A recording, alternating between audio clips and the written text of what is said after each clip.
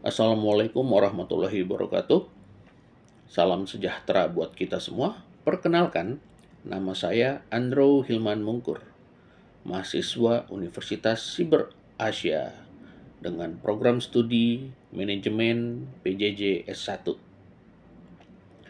Video kali ini saya buat untuk menyelesaikan ujian tengah semester pada mata kuliah Etika Bisnis yang diajar oleh Bapak dosen Joko Suharyanto, SE, MM, CPOD di kelas MJ 701.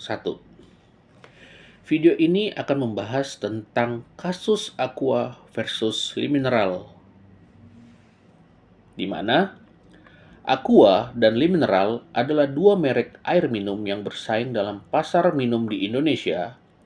Agar bisnis menjadi berkelanjutan, perusahaan harus mematuhi etika bisnis. Pelanggaran etika bisnis Aqua pada tahun 2017. Paksaan dan diskriminasi harga, yaitu Aqua dianggap memaksa beberapa distributor untuk menjual produknya dengan harga lebih murah dari harga Le Mineral, dengan konsekuensi penghentian kerjasama jika distributor enggan. Lalu yang kedua adalah penyalahgunaan kekuasaan pasar.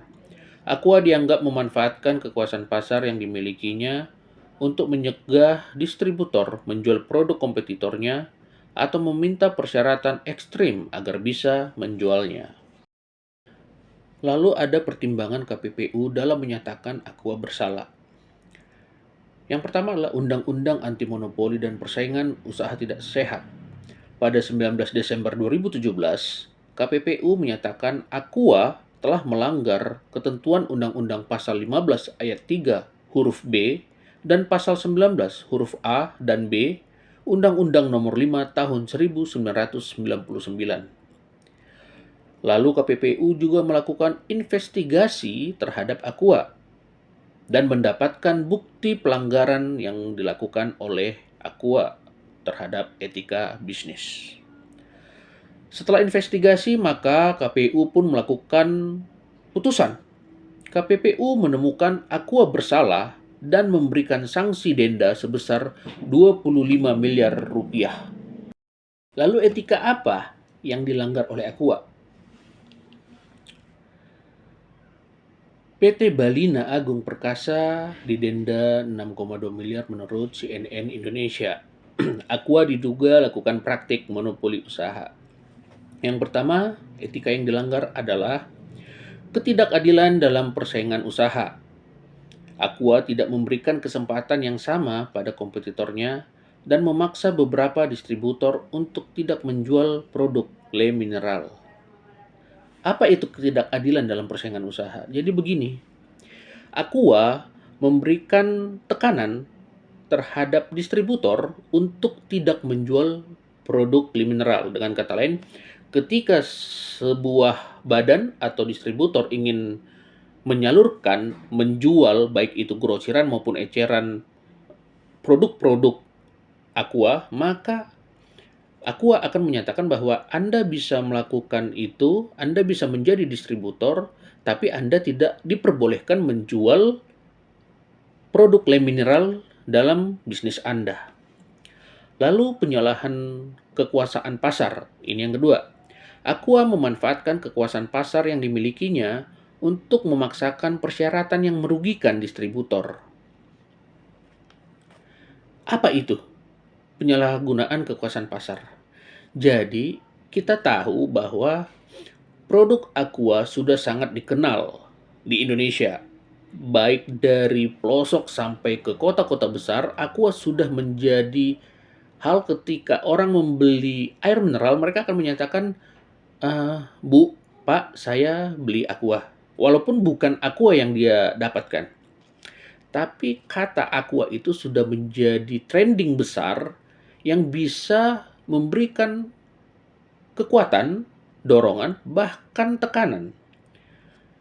Aqua memanfaatkan branding mereka, kekuatan mereka di pasar untuk memaksakan persyaratan yang tadi, yang menyatakan bahwa distributor tidak menjual produk Le Mineral. Jadi dengan kata lain, dengan kekuatan branding mereka yang sudah sangat besar, mereka mempunyai kekuasaan atau kekuatan untuk menekan beberapa persyaratan yang merugikan distributor. Lalu yang ketiga adalah ketidakjujuran dalam bisnis. Etika yang dilanggar Aqua ini adalah Aqua memanipulasi harga dan memaksa distributor menjual produknya dengan harga lebih murah dari harga mineral. Maksudnya ini apa?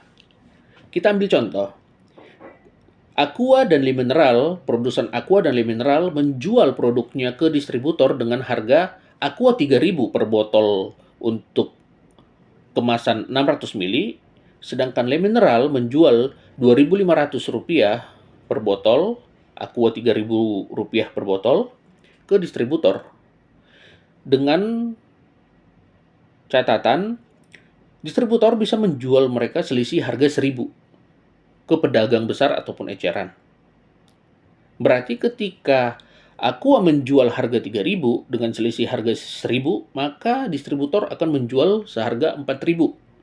Sedangkan mineral yang 2.500, dia akan menjual dengan harga 3.500. Maka terjadi perbedaan. Perbedaan harga antara Aqua dan mineral itu ada 500.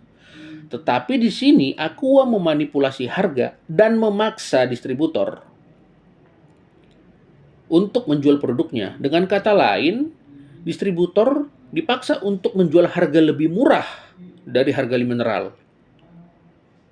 Ketika itu harga lebih murah, maka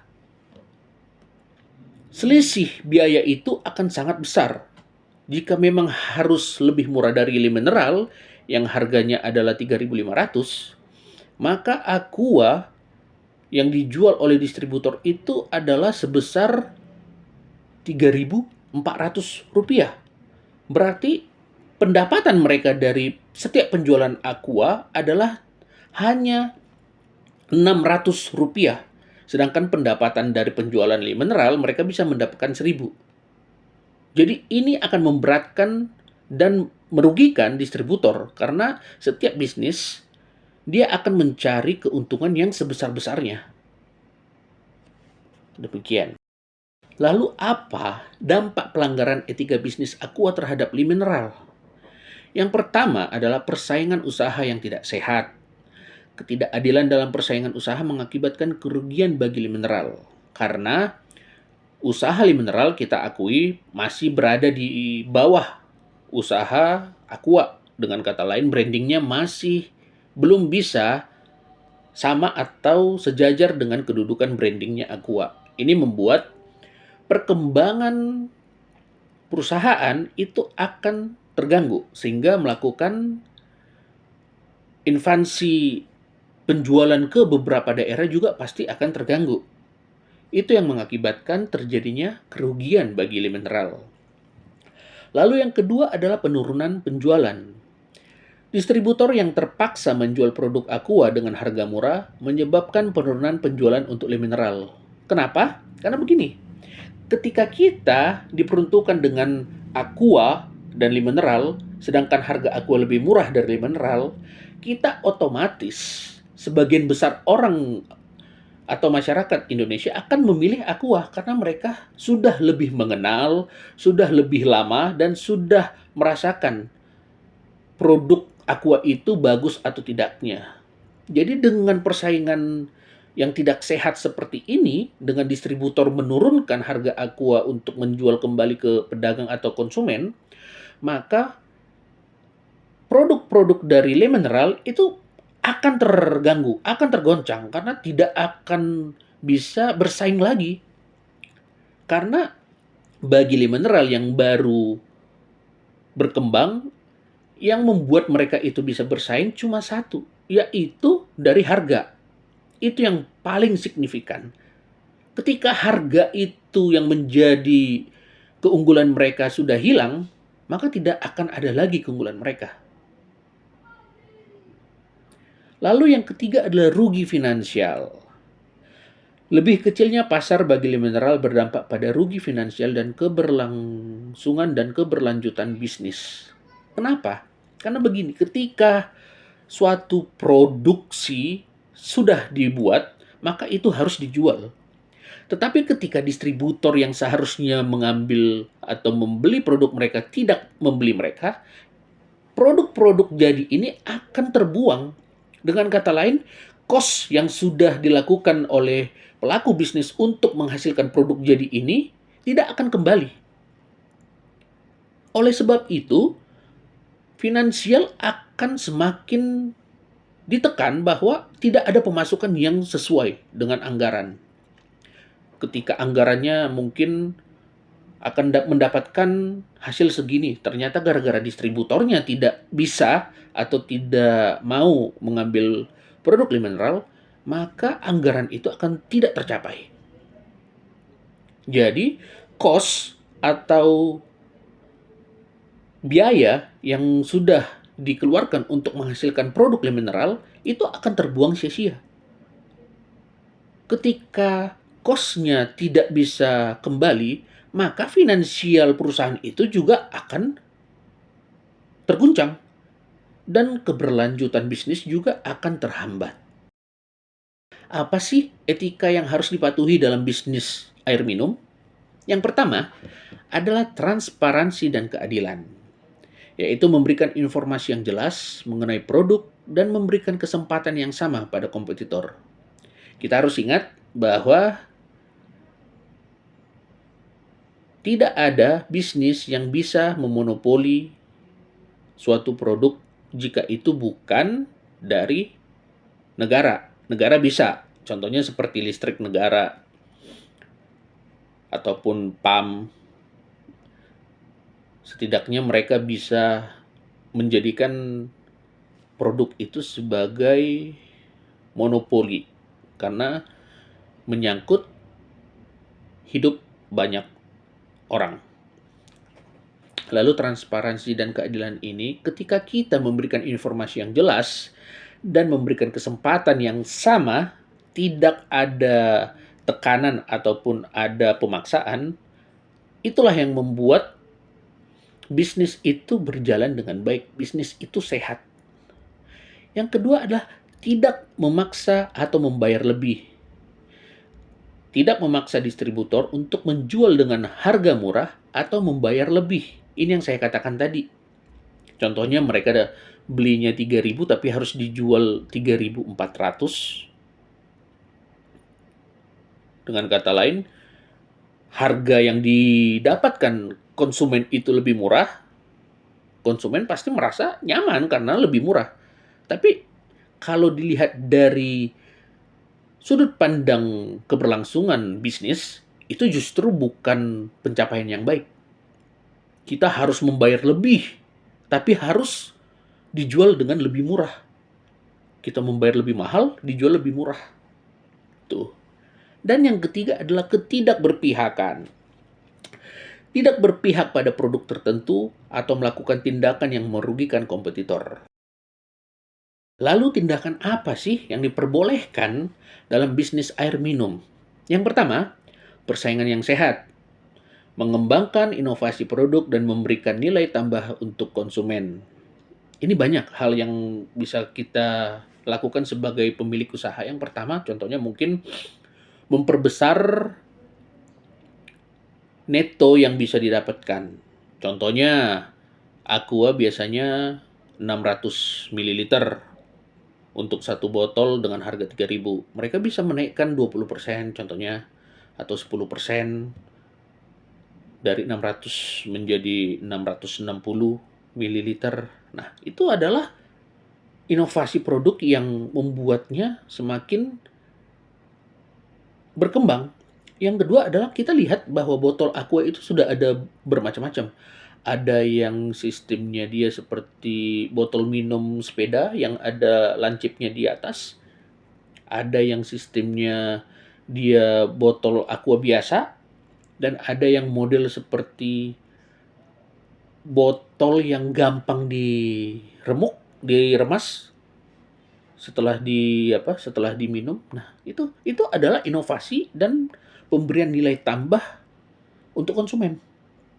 Nah, yang kedua adalah membuat konsumen senang, yaitu memperbaiki produk dan memberikan layanan yang baik untuk meningkatkan kepuasan konsumen. Seperti yang saya katakan tadi, bahwa inovasi-inovasi itu akan membuat konsumen itu merasa senang.